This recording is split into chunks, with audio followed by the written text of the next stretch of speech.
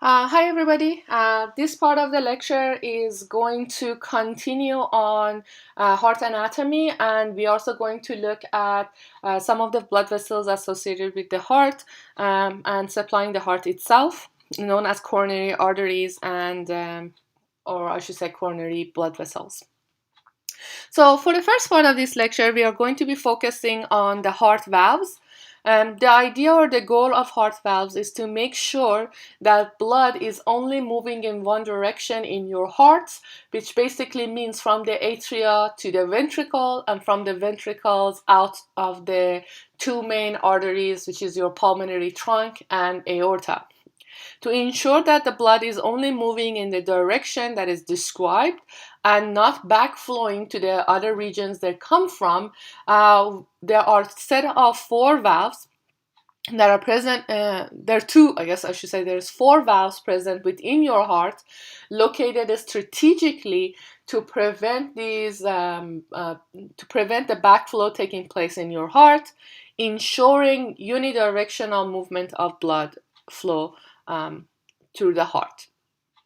So the first set of valves that we're going to describe are located between the atria and the ventricles. So the name they receive for that is basically atrioventricular. So atria, ventricle, ventricular as in ventricle. So atrioventricular is located between atria and ventricle, and it's located both on the right and left. The other set of valves we have are semilunar valves. These are shaped like half moons, so their shape is similar to this, and as a result they receive their name semilunar, and their location would be between the ventricles and the blood vessels that are exiting, which again, in reality, it would be pulmonary trunk on the right-hand side, and if we're talking about the left-hand side, it would be aorta on the left-hand side. So let's take a look at the first category of valves we have, called the atrioventricular valves. So atrioventricular valves are located again between the atria and ventricle, and their goal is to ensure that these blood vessels, the blood that is in the ventricles will not backtrack into the atria as ventricles contract. So let's take a look at their names, and then I'll show you on a picture. So the valve that is located on the right-hand side of the heart, between the right atrium and right ventricle, valve located right here, is called tricuspid valve because it has three flaps, hence the word three cusps. Cusps means flap. So three cusp or three flaps. On the left-hand side, we have a valve, same thing, but on the left-hand side, in between the two, we have a valve that only has two of these flaps, so they get the name bicuspid, which also referred to as left AV valve or mitral valve. Now, if you recall, we identified these structure called chordae tendineae, which were just a strings that holds and anchors valves of the heart. And these chordae tendineae were connected to muscles called papillary muscles. So let's take a look at the picture so I can identify some of these structures for you. So let me find my pen, 1 second.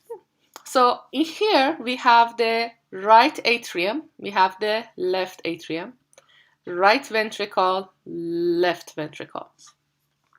So if you're identifying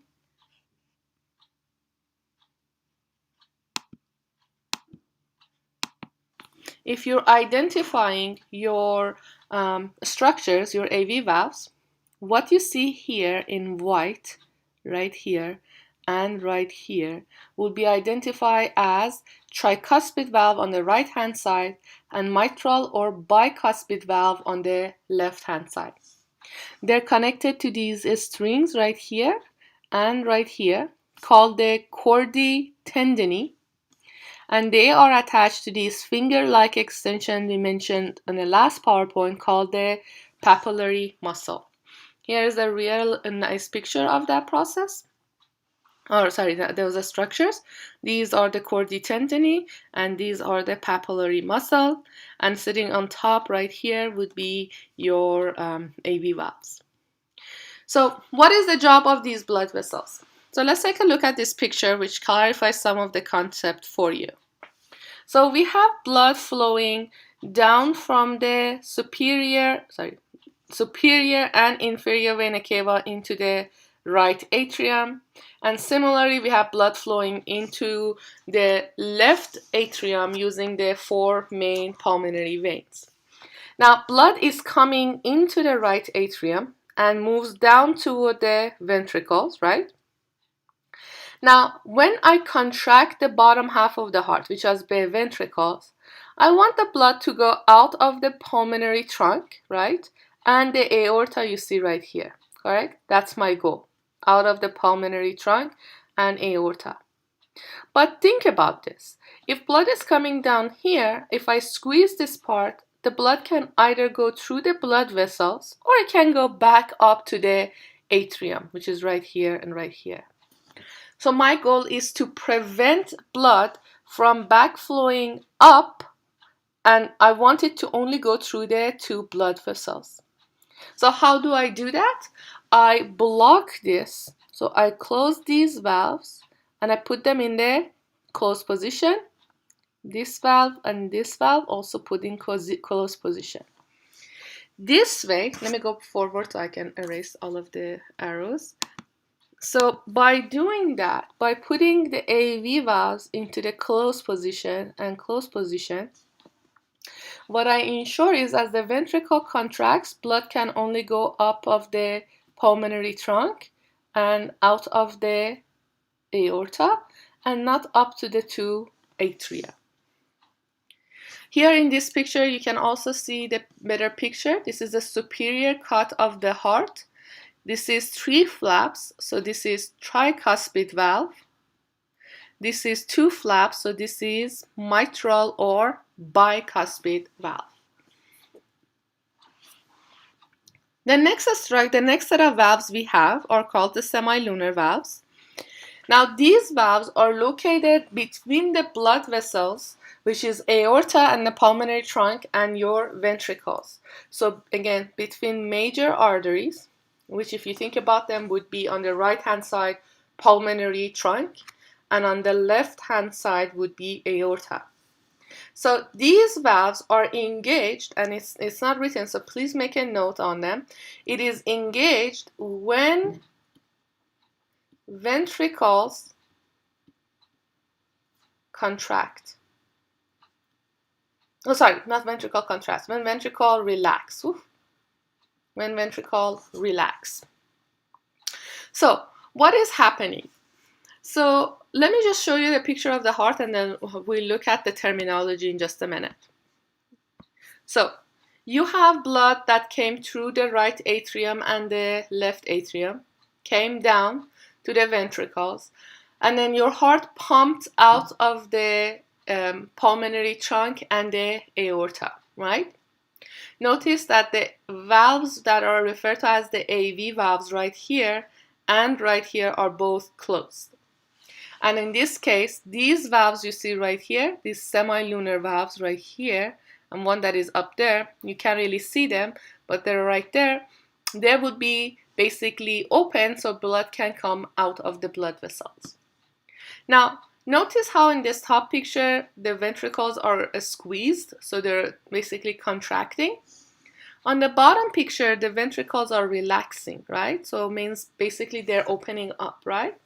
So you just push blood out into these 2 blood vessels. But as soon as the ventricle starts to relax, it's like you squeeze a balloon and then you let it go. What does blood want to do? Blood wants to come back down, back to the 2 ventricles, right? It wants to come back and backtrack to the ventricles. What is the goal of your semilunar valves? To basically close up here, right? And close up somewhere here to prevent the blood from coming back down to the ventricles when ventricles start to relax.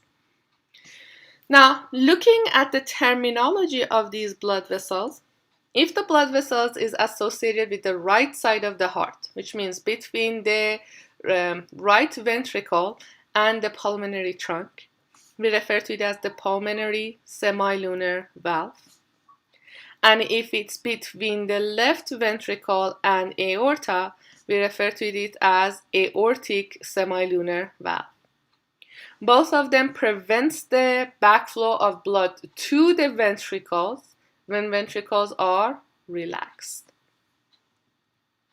So AV valves are engaged when ventricles are contracting, preventing blood backflow to the atria.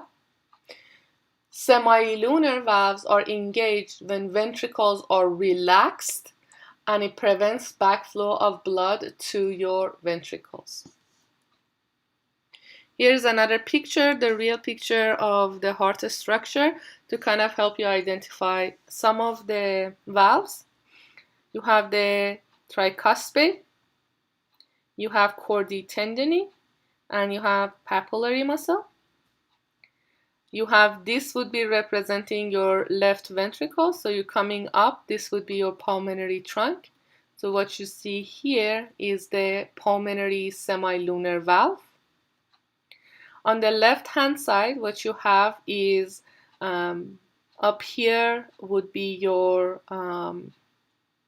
bicuspid valve. These are your chordae tendineae.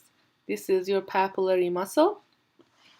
Unfortunately, you don't see your aortic valve, but it would be somewhere underneath there, which basically prevents the backflow of blood between this ventricle, left ventricle, and aorta, which is this large blood vessel you see. Two conditions associated with the valves. One is called the incompetent valve, which basically implies that the valve doesn't close properly, so blood flows back to the heart, and that means that the heart needs to be pumping that blood over and over again.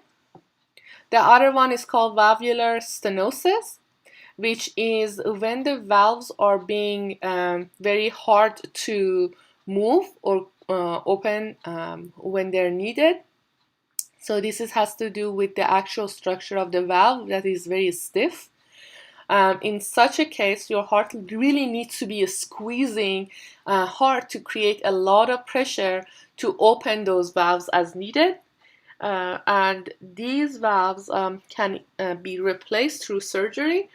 And what you replace it with is either a mechanical valve, a valve that is coming from a cadaver, or valves that are coming from animals. Typically that means pigs, as a good valve replacement for humans.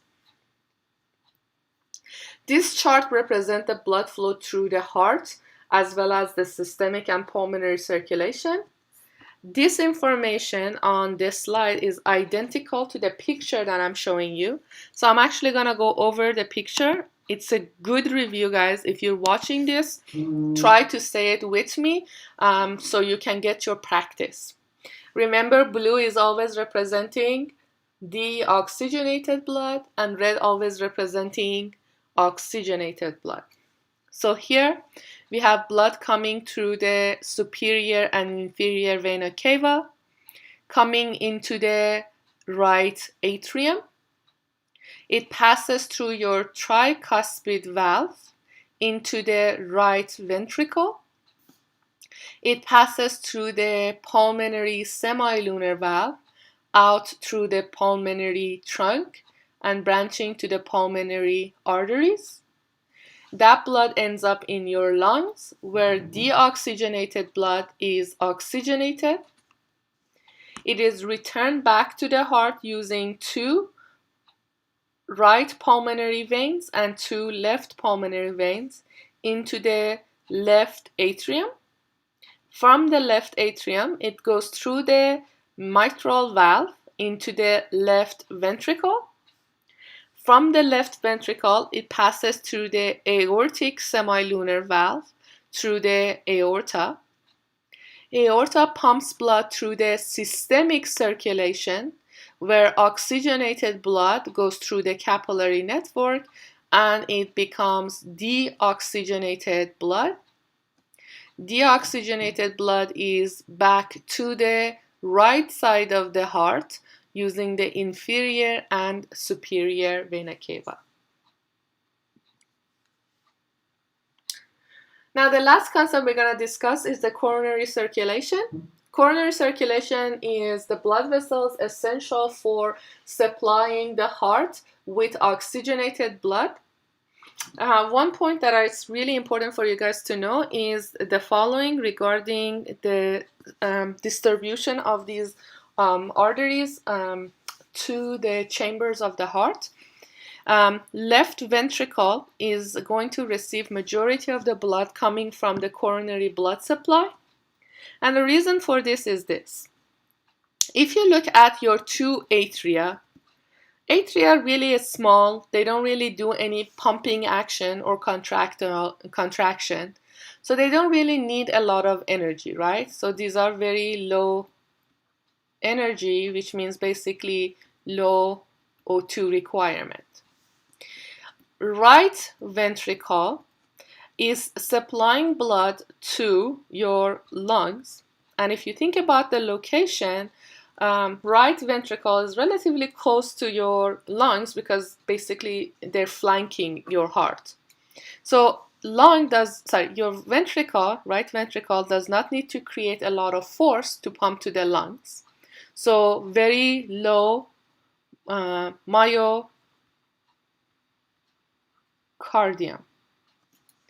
On the other hand, what we have is left ventricle that is going to send the blood to the whole body, which means it has a high concentration of what? Myocardium, which basically means muscles of the heart. And the more muscles you have, what do you need? More energy. And the more energy you need what? High supply of O2. Oops, this is O2. So that is the reason why your left ventricle requires a significant amount of blood supply. So looking at this, if you guys recall, we discussed coming from the aorta, there are two small branches that are coming off of the aorta directly, the first branching, which are known as the left and right coronary arteries. And these blood vessels are going to supply the heart itself. There is redundancy in blood vessels to make sure that your heart is receiving enough oxygenated blood per its requirement. Interesting fact, if you look at your heart blood supply, there is about 1/20 of the total blood supply gets directed back to the heart itself to supply enough oxygenated blood to the tissue so your heart can act as a very effective pump. So it is a significant amount of energy and supply, considering your heart weighs less than a pound in total. Now, I mentioned the redundancy in the blood vessels, which is basically anastomosis. These are, again, provide redundancy in your blood supply. But if there are any type of blockage in the main blood vessels, these anastomosis will not be sufficient to supply the heart with blood, and that leads to something we refer to it as heart attack, which I'll mention in a few minutes. So let's take a look at your blood vessels of the heart. And the information here is, but I'm going to show you on the picture because I think it's a little bit easier to follow. So let me show you. I'm going to do it with the black color. So this is your aorta right here.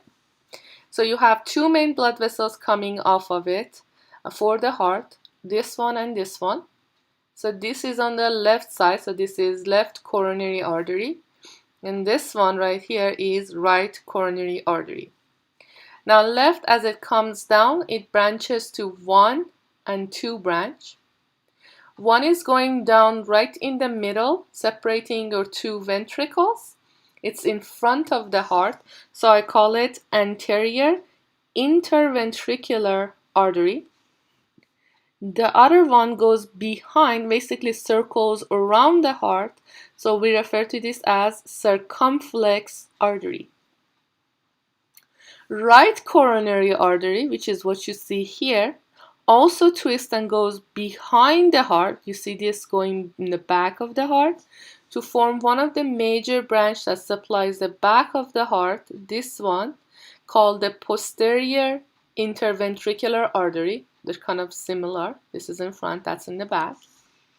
You also have these main branch right here called right marginal artery. And in addition, what you also have is these tiny branches of the coronary arteries that actually differ from one person to another. So there is no specific pattern that you need to know. They differ from one person to another. Here is another picture that highlights the same concept. Again, we don't see the coronary arteries that actually initiates. What you see is just a piece of the coronary artery here. Coming down would be your anterior interventricular. Going across would be circumflex. This is your right coronary artery right here. This is your marginal artery right here. These branches again differ from one person to another. And if you go to the back of the heart, what you will see is basically your right coronary artery coming around and forming this blood vessel right here, which is called the posterior interventricular artery. Now, as you supply this blood, you also need to collect the oxygenated blood. So for that, you use coronary veins. Coronary veins, with the exception of the anterior cardiac vein, all of them empties into the coronary sinus. Anterior cardiac veins empties directly into the right atrium. So let's take a look at these blood vessels. So here we have three main blood vessels, and I mentioned the fourth one. Great cardiac vein, middle cardiac vein, and a small cardiac vein. A small, great, and middle in the back all empty into this kind of a chunky blood vessel you see right here in the back called the coronary sinus. Small, middle, great, like a small, middle, great, right? Three sizes.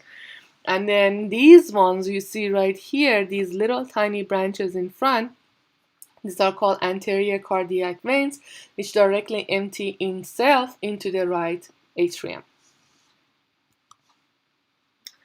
Last concept we're going to talk about is associated with the coronary arteries.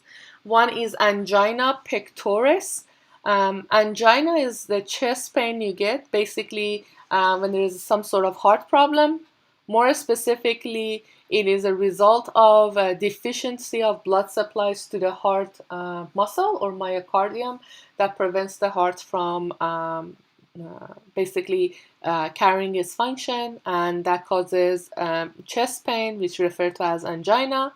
In such cases, cells are weakened because they don't have enough oxygen being delivered to them. A myocardial infarction is when you have your coronary arteries that supplies the heart or literally have long-term blockage, and therefore the cells of the heart will not receive oxygen and supply, and those cells will die. So basically part of the heart literally dies when a person has a heart attack. Now the thing is, if this the issue is that if this person recovers from the heart attack, so it wasn't a massive heart attack that actually caused death, if the heart attack is small enough that basically allows the person to survive, those cells that are dead are going to be repaired, but they're going to be repaired with non-contractile scar tissue. which means that the ability of the heart to pump as strongly would basically diminish. So if a person has a heart attack, even if they recover, their heart will never be as strong as it was before the heart attack. Okay, I'm going to stop here and we'll pick up the rest in your next PowerPoint.